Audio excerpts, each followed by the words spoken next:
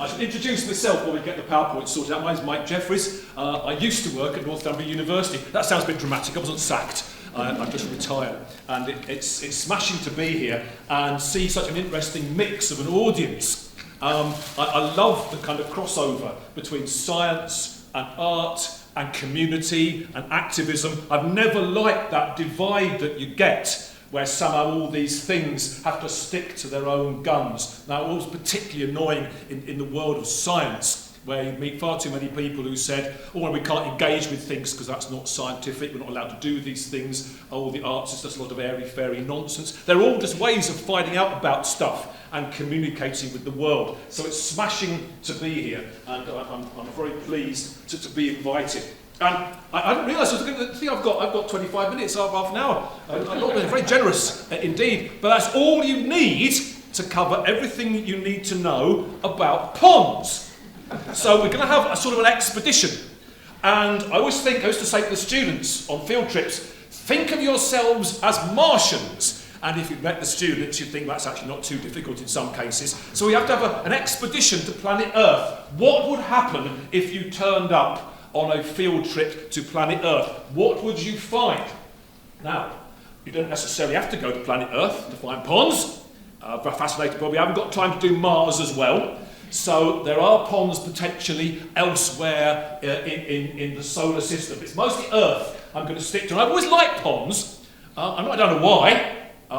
This is a picture, I think I was 10 years old when I drew this, and it's observations down a microscope of one of those very strange single-celled things, an amoeba crawling across a microscope slide. So I suppose I've spent all my life dabbling in ponds, professionally and sometimes unprofessionally. Because I used to go to scientific conferences, and people would say, oh, what do you do? And I said, I research ponds. And you can see that look in their eyes. It's not exactly the Hubble Space Telescope, is it? So there's a problem. Let's have a quick test. I don't want to put anyone on the spot. Anyone here been to the Amazon rainforest? No. Everyone, put your hand up if you've been to a pond. You see, yeah. Ponds are so familiar, we take them for granted. And that's a real shame. Here's a map of a very recent global study of the threat to ponds and very similar small wetland systems from climate change, climate crisis. And I'm showing this map. And I know that for scientific diagrams it's going to be hard to understand. The key thing about this is the dots. There are dots, those circles, and it doesn't matter whether they're blue or orange or half and half.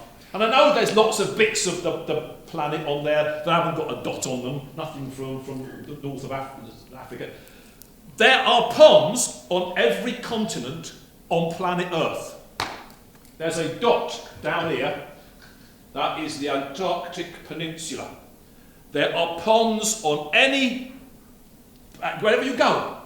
You could go to the middle of gigantic continents, in steamy rainforests, on tiny ocean. The only other habitat I can think of, and I always feel a bit nervous saying this, the only other habitat I can think of that's found everywhere on the land surface of planet Earth is bare rock.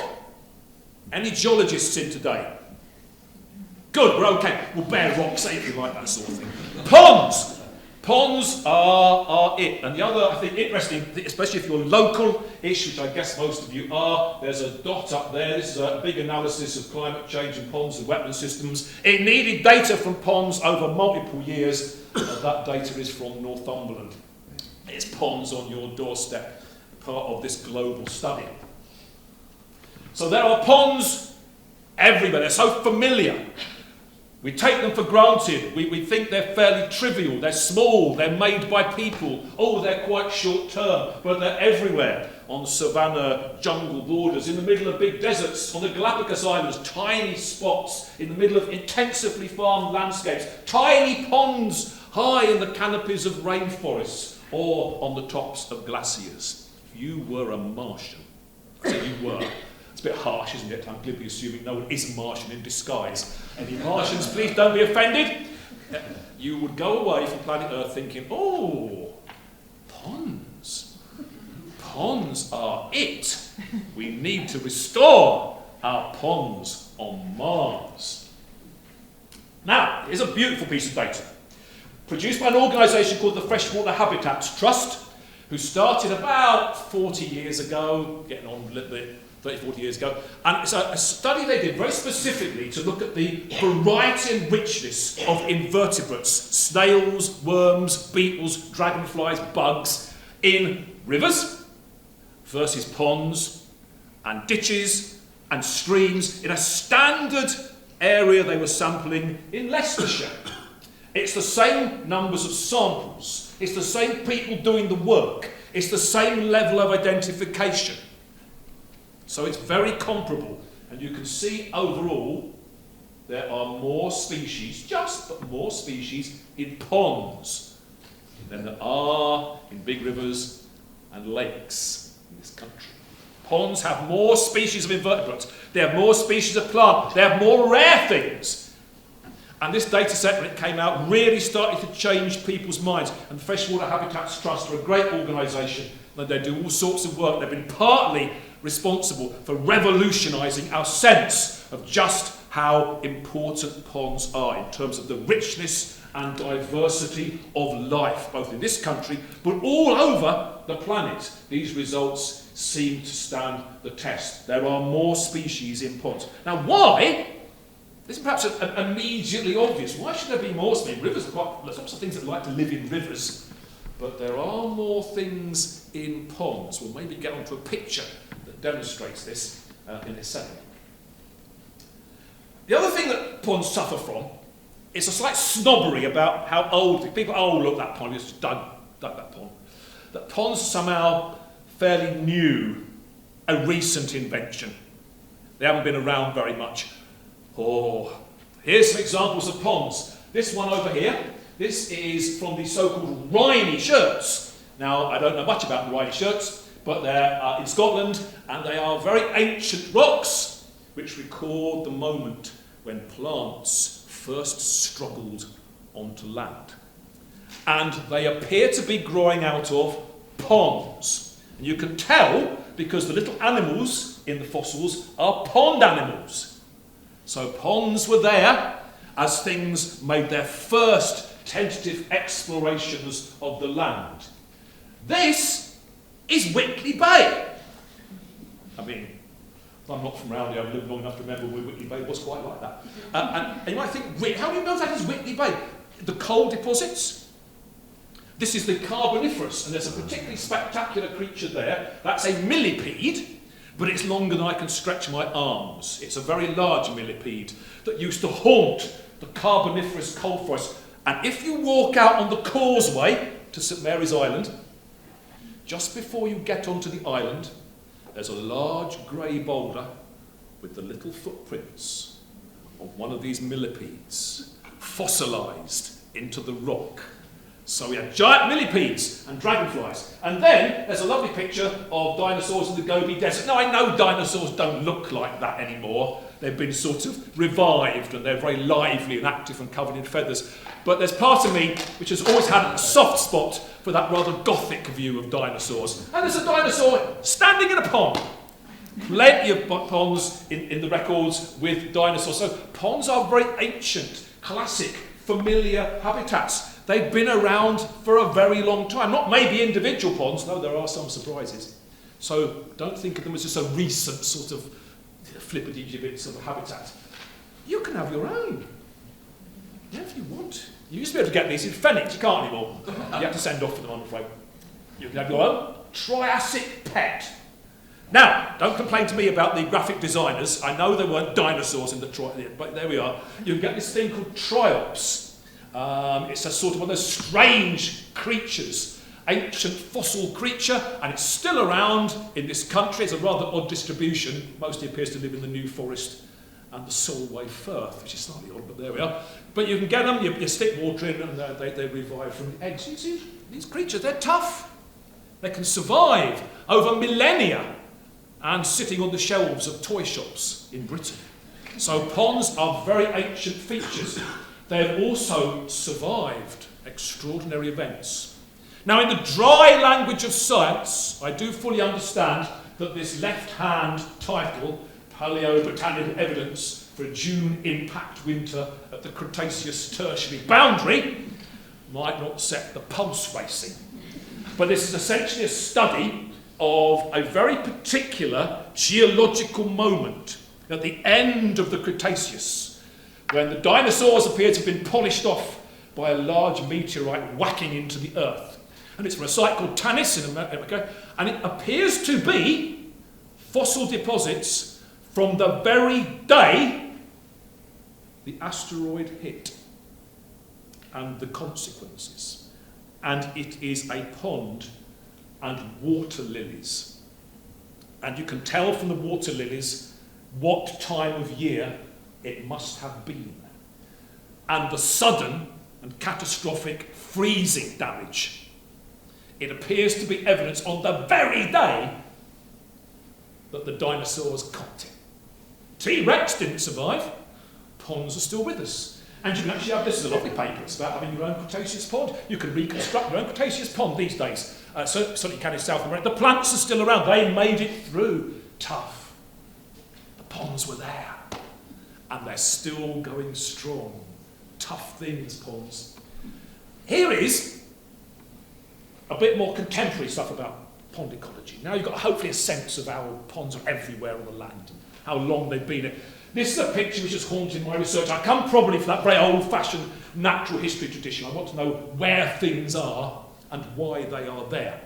And these are two very small ponds. Now, you might say they're not ponds, but let's not get into an argument over what a pond is. We can have an argument later. Two very small ponds, right next to each other. And you don't have to be an expert to think, well, hang on a minute, that one there is full of green stuff, and that one's full of stuff that isn't quite the same.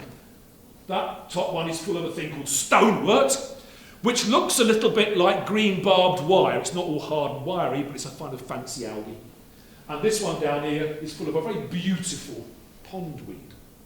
Now, you try explaining why those two ponds are completely different in terms of what lives in them. Because there's all sorts of rules and explanations in ecology. Many of you, I suspect, will have had to suffer lectures about them. Species-area relationships, metapopulation dynamics, nutrient levels. Why those two ponds? It could just be a fluke. It could just be somebody's going to one pond, somebody else is going to another. And that's always intrigued me, the kind of science I was interested in. And to go very theoretically away from the practical concerns of environmental science, explanations of why nature is the way it is. Now, there are several, but I've always liked the sort of simple contrast between these two gentlemen of the early 20th century. Clements, who was a very starchy soul by all accounts, but said nature has definite rules. Nature follows rules that are fairly predictable. And despite his look, he used language that might be at home with some of the more esoteric elements of the environment movement, about things working together. Whereas Gleeson, who I always think as a passing resemblance to Blofeld out of You Only Live Twice, the James Bond movie, he said, nah, things are just thrown together by historical accidents. It's all just chance. Nature is mere coincidence. So ponds have been very useful to try to get to grips with these sorts of ideas, because you can work with ponds, you can dig them, create them. You can do experiments with ponds. So ponds have taught us a lot about nature, and I think there's a problem about how we regard nature, informed by the romantic poets in particular in this country. Who doesn't love a tea? I love a tea towel. But I go into gift shops in the Lake District, and I hope one day I shall find a tea towel devoted to Thomas de Quincey with Confessions of an Opium Eater, rather than Wordsworth's poetry. Or the students all thought, they'd learnt more about nature from watching The Lion King. Whereas I've always had a soft spot for this paper from the 1950s by a guy called Jack Talling, a scientific paper looking at pond bottoming, the element of chance in pond populations. So ponds have informed a lot of ecological science. They're very good for that. And we underestimate the animals. So a lot of ecological science looks at where things are and why they are. I love pond animals because we underestimate them. And David here's here, the superb musician, you can hear from in a minute, recording some of these creatures. Water boatmen sing. An insect that sings, how charming is that? Mosquitoes, not everyone's favourite. Female mosquitoes want to lay their eggs, but not in ponds with lots of predators.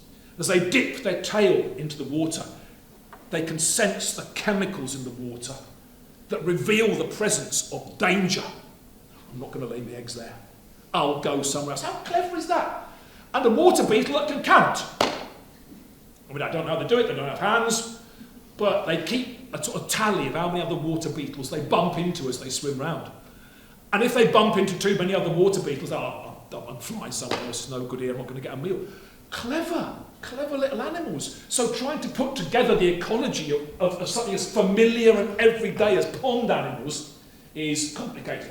And this is why they have played their parts in the fundamentals of ecological science. A very influential idea from the 20th century, the idea of the niche, which I'm sure you've all heard of because it often pops up on television.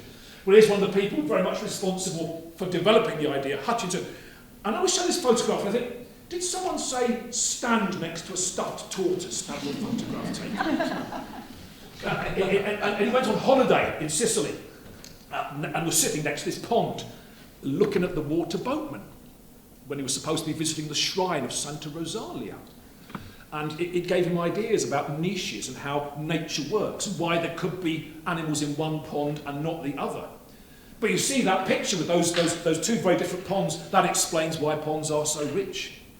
Ponds can be very different next door to each other.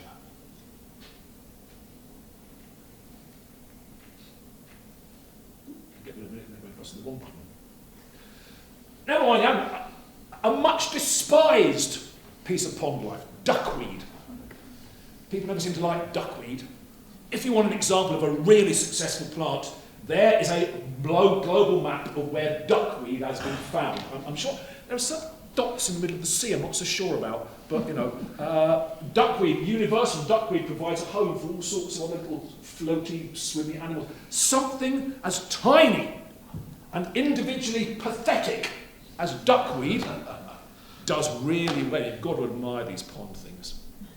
They do well, even the ones you might think don't stand much of a chance, haven't got much say in what they do. So hopefully I've given you a flavour about ponds being this globally important system. This system has endured so much that's happened to planet Earth that teaches us a lot about the science. What about the cultural importance of ponds? Here's a map from the Freshwater Habitats Trust of what they regard as flagship pond sites. Just a really nice idea, really special ponds. None. None in the northeast. That needs changing. Because I think there are some very special ponds in the northeast that tell us a lot about the culture. Many of you might know Druridge Bay, popular amongst bird watchers. And if you got to Druridge Bay, you might fancy an ice cream from Cresswell Ice Cream Shop, or maybe a scone in the Drift Cafe at the south end of the bay. This is the farm between the Drift Cafe and Cresswell, Blakemore Farm, and I've put a little ring round all the subsidence ponds on that farm. It is incredibly dense in subsidence ponds. There's a couple of other ponds that have been dug. These are subsidence ponds over the old coal mines. This is Ellington Mine. Very, very large mine, kept going quite a long time, into the 80s, 90s, and you can get the coal maps and the ponds overlie the old coal seams. There are a few sites like this, maybe in Germany, maybe in China. That's it. We have a really unusual type of pond in the northeast, and we underappreciate their significance. What I particularly like about these ponds, not just their wildlife, which is phenomenal, and also strange places, they are slap bang in the middle of a farmer's field. Can you see that left-hand picture with the yellow oil sea break? There's a slight dip down towards the pond. It is exactly over a coal seam underneath. The farm manager tells me they don't drive their heavy machinery through these ponds because they're not entirely sure what is holding things up. Wow. Culturally unusual ponds, very rich in life, which is great to see. And I think there's something about this cultural biodiversity that matters. Coming back to this issue about science and culture and community and arts. It reflects that deeper history of the North East, that we've got something special. And the mines may have gone, the pits may have gone, but there's something still here reminding us. I think it does matter. That's a remarkable diversity of ponds between about Druridge Bay, Ashington, Bedlington, areas that often get very looked down on. And they have got an internationally unusual richness and variety of ponds. Goodness me, that needs showing off. I also think, although I know there's a lot about the science and a lot about the history of ponds, we overlook the folklore. I think folklore is a great way of telling stories. I know of only one pond in Britain that's any kind of ceremony. It's called the Philly ceremony. It's down in a village in Dorset, where they have a ceremony to mark the significance of the pond. We do have mermaids in a pond in Lancashire. I don't know, I'm not going there. I'm not going there because the health and safety sign-off will be a nightmare, because the mermaids drag you to your doom. All we have left in this country, really, are local legends about Jenny Greenteeth, which are probably to put kids off from playing in the water. But all around the world, ponds have tremendous folkloric potential. In many places, ponds are far from being seen as dangerous places. They're seen as very special and beautiful places to be celebrated. And I think we're missing out on that when it comes to pond conservation.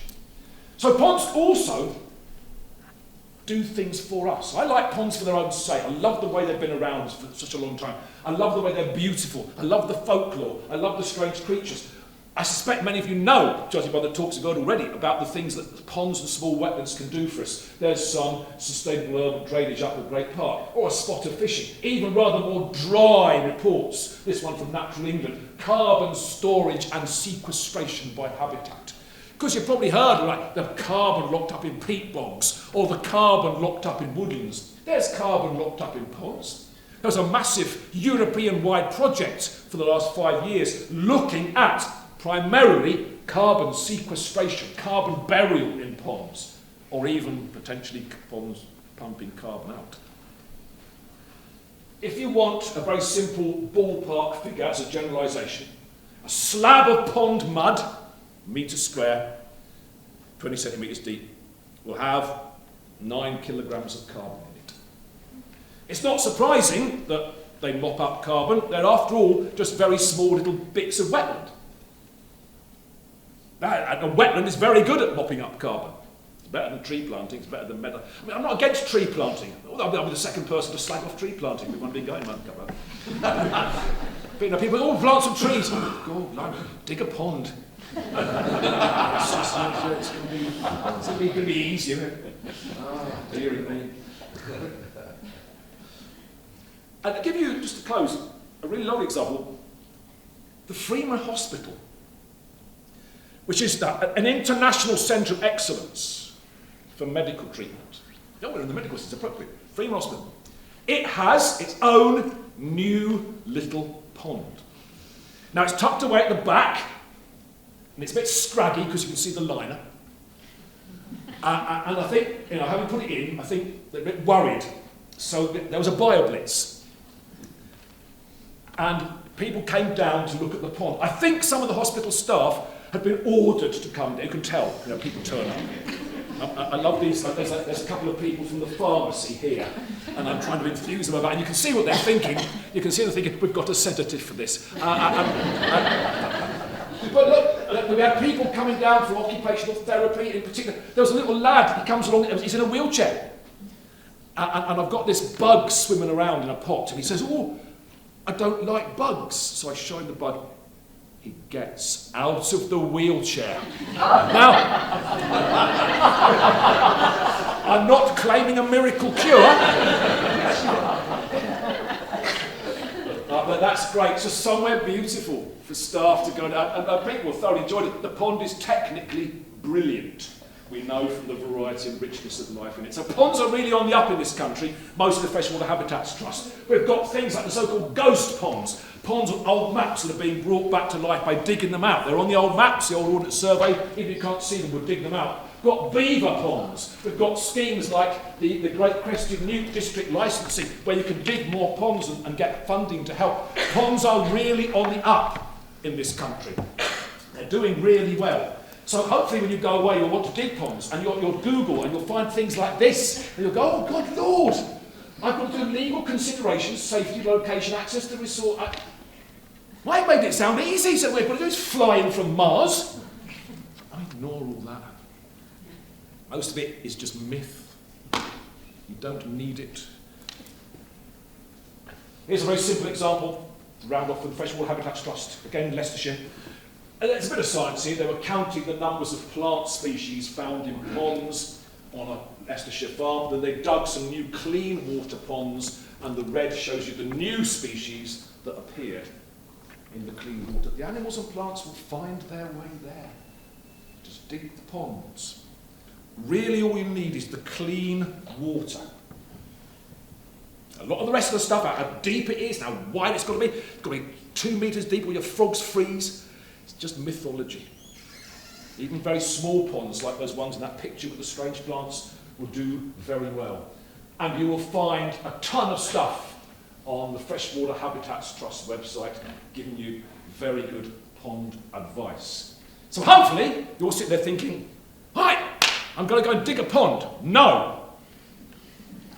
Dig 6. Because let's face it, you might as well once you get started.